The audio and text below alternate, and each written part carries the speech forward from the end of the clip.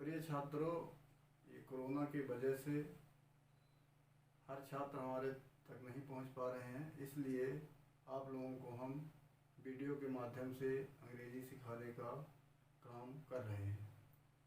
आप लोग मेरा वीडियो देखिएगा और बताइएगा और सब्सक्राइब करिएगा कि सब छात्रों के पास मेरा वीडियो पहुंच जाए, क्योंकि कोरोना की वजह से छात्रों का बहुत ज़्यादा नुकसान हुआ है और हो रहा है।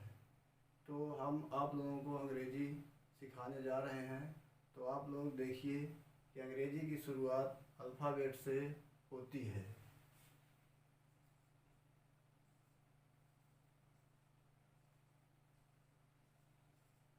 अल्फ़ाबेट में कॉन्सोनेंट और वावेल होते हैं और कॉन्सोनेंट वावेल के माध्यम से अंग्रेज़ी लिखी जाती है, बोली जाती है और समझी जाती है।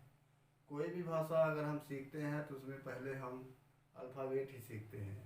तो इसी तरह अंग्रेज़ी सीखने के लिए कॉन्सोनेंट और वावेल का ज्ञान होना बहुत ज़रूरी है। तो आप लोग देखिए कि अल्फ़ाबेट में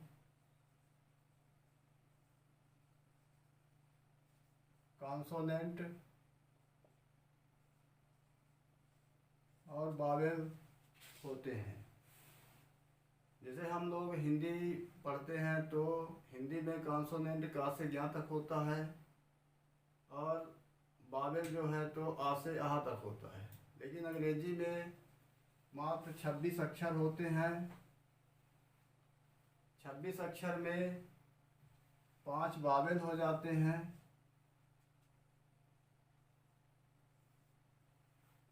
और 21 जो बचते हैं तो आपके कॉन्सोनेंट।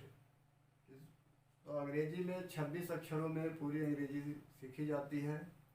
तो अल्फ़ाबेट से जब हम 2 या 2 से अधिक अक्षरों को मिलाते हैं तो वर्ड बनता है।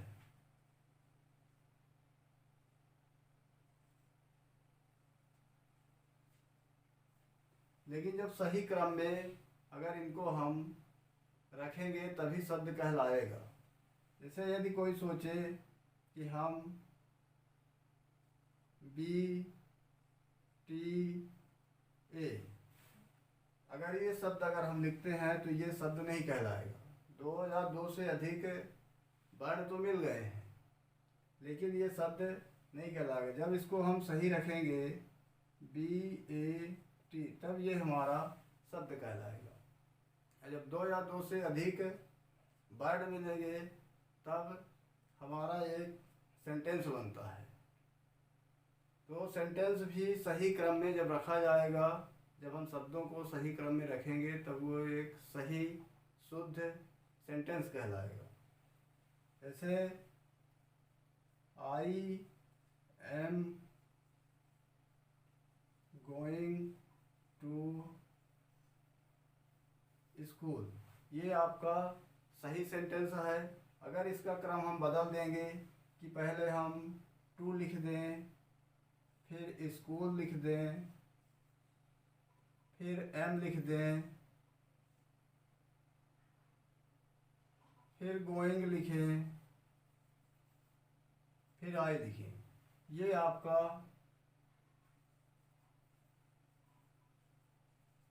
अशुद्ध वाक्य है और ये आपका शुद्ध वाक्य है। तो इस तरह से शब्दों का सही ज्ञान होना बहुत ज़रूरी है।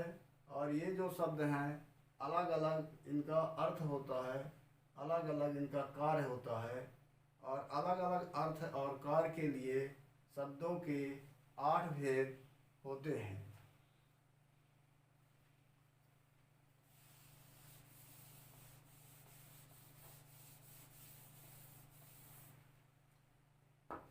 शब्दों के 8 भेद होते हैं। Noun, pronoun, adjective, verb, adverb, preposition, conjunction, interjection. इनका सही अर्थ और कार्य जानना जरूरी है। जैसे पहला है नाउन, तो नाउन के अंतर्गत हम क्या क्या पढ़ेंगे। तो पहला आप टॉपिक का विचार करेंगे, टॉपिक अपने ध्यान में रखेंगे कि हम क्या पढ़ रहे हैं, क्या पढ़ने जा रहे हैं, इससे क्या अर्थ निकलता है, इसका कार्य क्या होता है। सभी शब्दों का कार्य अलग अलग होता है, अलग अलग महत्व होता है। तो नाउन के अंतर्गत हम पढ़ेंगे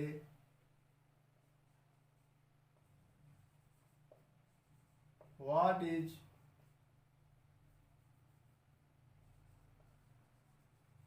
नाउन, आखिर नाउन है क्या। फिर हम पढ़ेंगे काइंड्स ऑफ नाउन, नाउन कितने प्रकार के होते हैं। फिर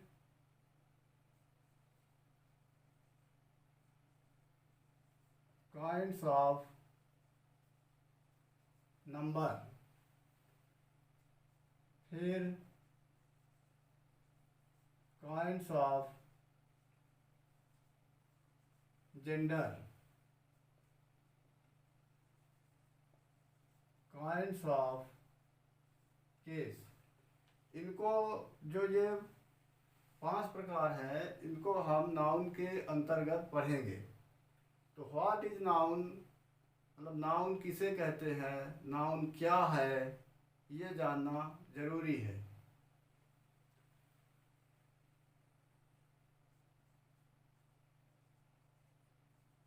नाउन इज द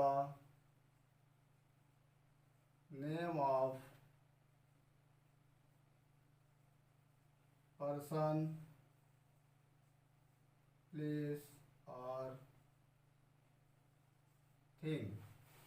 नाउन किसी प्राणी, वस्तु अथवा स्थान के नाम को संज्ञा कहते हैं, हिंदी में परिभाषा है। यहाँ पर आप देखेंगे कि person, place, things. Person means होता है प्राणी, प्लेस मीन्स होता है स्थान, थिंग्स मीन्स होती है वस्तुएं। अगर हम किसी प्राणी का नाम लेते हैं तो वो नाउन कहलाती है, अगर स्थान का नाम ले लेते हैं तो ये नाउन कहलाता है, और वस्तुओं के नाम ले लेते हैं तो ये नाउन कहलाता है। इस प्रकार से आप किसी प्राणी का नाम लेंगे,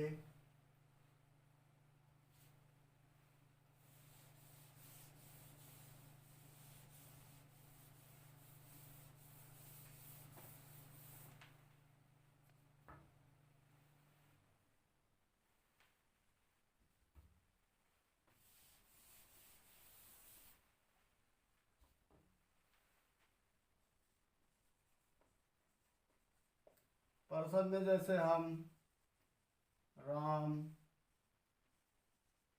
सीता, काऊ, हॉर्स,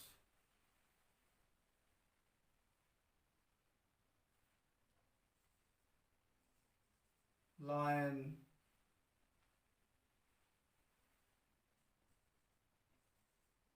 काइट, और जितने भी प्राणी, जीव जंतु हैं वो सब पर्सन के अंतर्गत आते हैं।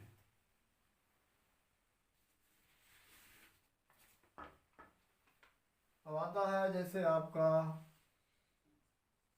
प्लेस। तो प्लेस में कोई भी आप स्थान का नाम जानते हैं वो सब नाउन है। जैसे आपका मथुरा, आगरा, बॉम्बे, दिल्ली, रीवा, सतना। कोई भी स्थान का नाम लेंगे तो ये आपका नाउन कहलाएगा। अब जैसे थिंग्स में है थिंग्स में आपकी बुक, पेन,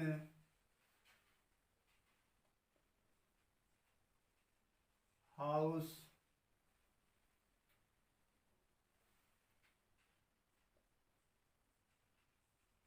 टेबल, चेयर, यहाँ तक कि नदियों के नाम भी, जैसे गंगा, ये थिंग्स में आएंगी। जैसे पहाड़ों के नाम है